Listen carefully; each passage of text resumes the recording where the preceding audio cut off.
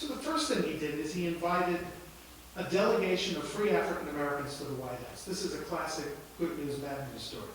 The good news is that no official delegation of African Americans had ever been invited to the White House in the history of this country. In fact, as far as you go back in history, there's only one known example of any African American who was not employed or enslaved at the White House visiting. So Lincoln calls in these free black leaders, ministers, journalists, and there's an AP reporter standing next to him. So this is all planned by Lincoln.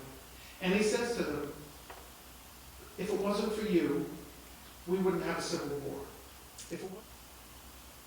So you should leave the country. Go back to your churches and to your town meetings and think about this. I have a plan. I have congressional funding to establish colonies in Central America, in the Dominican Republic, in Haiti. Go where the ban is not upon you, he said. And they left much more politely than I think anybody had a right to expect. And then wrote a polite letter saying, you know, in a very polite way, we're really not from the Dominican Republic or Haiti or Africa. We've been here for, you know, probably 300 years, longer than your family has, so we're really not going anywhere. So why did Lincoln do this?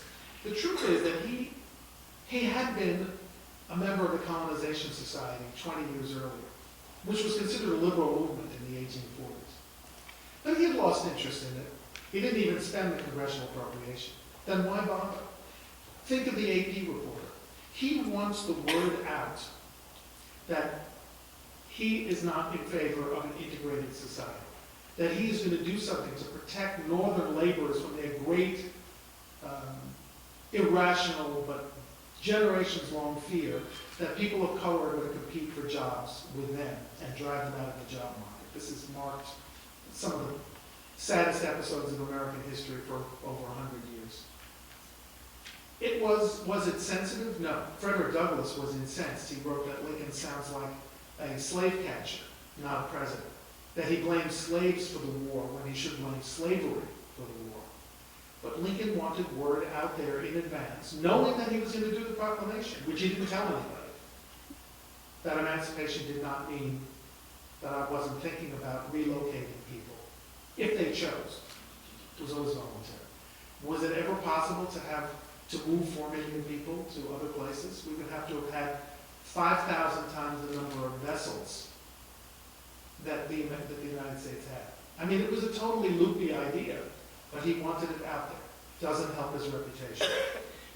So, Horace Greeley, the editor of the New York Tribune, then writes an editorial demanding that Lincoln emancipate the slaves now.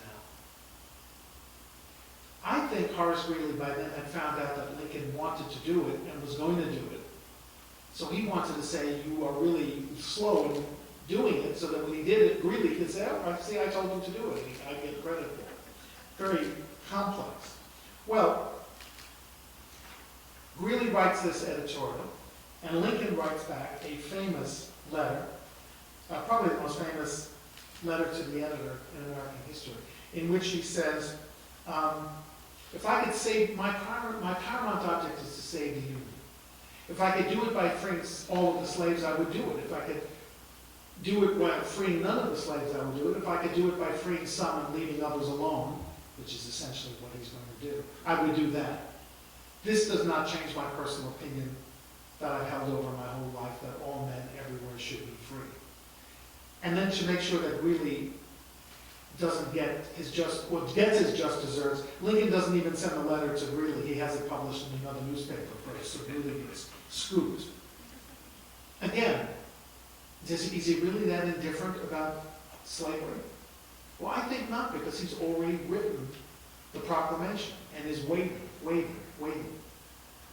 By the way, the Army then engages in another battle without McClellan, the Second Battle of Bull Run, and loses again, forcing Lincoln to put McClellan back in overall command, the man who doesn't want emancipation, whose officers don't want emancipation.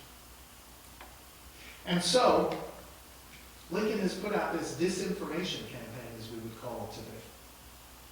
And he's told white America on the eve of an election, and white America is voting America, He's told white America, well, even if we have emancipation, I have a plan, and many African Americans may resettle, so don't worry.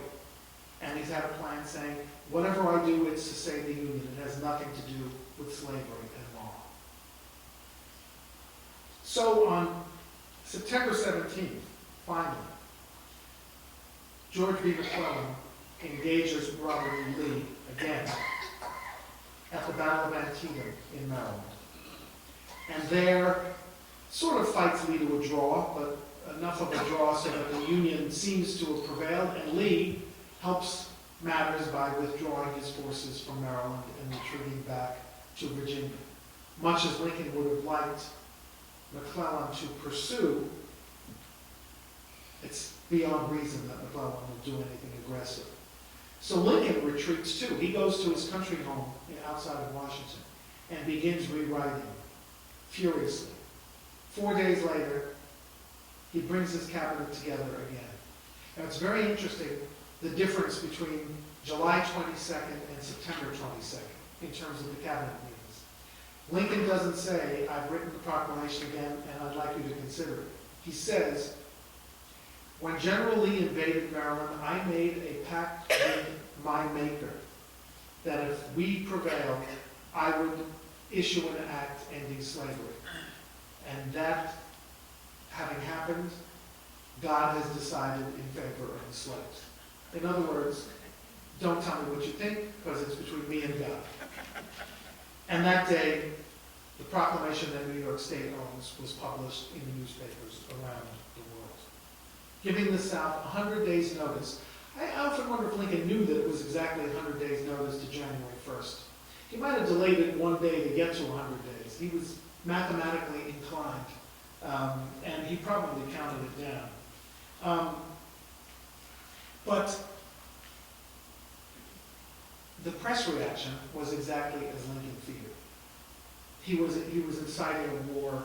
He was inciting slaves to rise up and slaughter their masters. This had been a paranoid concern in the South, or maybe not so paranoid. I mean, African Americans were a larger number of the population than whites in Mississippi and South Carolina at that time. So white masters were constantly dreading that they would be killed in their sleep by slaves. But the remarkable thing is that it didn't happen more often. Frederick Douglass greeted the news that there would be freedom in 100 days with joy, of course, but he regretted the legalistic language as well. Lots of wherefores, thereofs, whereas, none of Lincoln's soaring rhetoric that he had displayed in his first inaugural address. But Lincoln believed that his power in this instance lay in the legality, in making sure that every T was crossed, every I was dotted. That's why I think he didn't use the full power of his rhetoric. This was something that had to stand up in the courts. And the Chief Justice of the United States, even though he was 85 years old, which is like the equivalent of being 100 today, is the guy who had written the Dred Scott decision, the Supreme Court decision that held that African Americans could never be citizens, could never be equals, and had the infamous words from that decision, had no rights which a white man is bound to respect. This is the Chief Justice who's still sitting. And when he hears about the proclamation, he begins writing an opinion saying it's unconstitutional. And of course, Lincoln makes sure it never gets to the courts. How does he do that, knowing that Tawny is there? He writes the document in September and January as Commander-in-Chief of the Armed Forces. He does nothing to free slaves in those border states that are still loyal because the Constitution still protects slavery. What he says is there being a rebellion, there being an insurrection against the government of the United States, I am giving the South 100 days to drop their guns, return to their normal and legal relationship with Washington, or I will exercise my right as a commander-in-chief to confiscate their property. In this case, they're slaves. And they will be then, thenceforward, and forever free. No going back. And of course, the South becomes even more belligerent, and they won't do it. So if the proclamation only applies to places in the South that are in rebellion, how on earth could it be and how was it ever effective? Well, on January 1st, Abraham Lincoln issues the final proclamation. This image you've been seeing is a fanciful artist's rendition of Lincoln writing the final proclamation. And I'll show you in a second why that indicates, begins to indicate how controversial it was. Well, what Lincoln does is, he says in this final proclamation that African Americans are now encouraged to enlist in the Army and Navy. Talk about a bombshell. That wasn't in the first proclamation. It's the first time in the history of the country that people of color are urged, much less permitted, to join the armed forces of the United States. And of course, mass hysteria in the South. So how is it going to be enforced? Abraham Lincoln has hundreds of thousands of Emancipation Proclamations printed. Some of them still exist. They're about this big. They went by the, I was going to say by the plain load, but that can't be true. They went, however they went, railroad, horse carriage, to the troops who were stationed in various places en route to the South, from Tennessee to Virginia to Mississippi. Everywhere they went, they simply handed the documents to households in towns and villages, to people on plantations, and said, your people can come with us. Now, at this point also, the population of many plantations and towns and villages knew about this, and where they could, they fled as soon as they heard the army was near. So it was a combination of the legal backing of this document, the energy and bravery of enslaved people, and the force of history. Now, was Lincoln imbued with sort of this magical, divine status when he was writing the proclamation? This German artist, David Blythe, thought so. But an artist in Baltimore thought that he was drawing ink from the devil himself, the devil inkstand. In the first picture, I have no idea how to go back, but he was holding the Bible. In this picture, he's got his foot on the Bible to show that the proclamation is in disregard. And here is a Virginia newspaper's version of Lincoln's proclamation. He has unmasked himself. King Abraham, before and after issuing the proclamation. He's the devil himself. And you see the gallows set up on the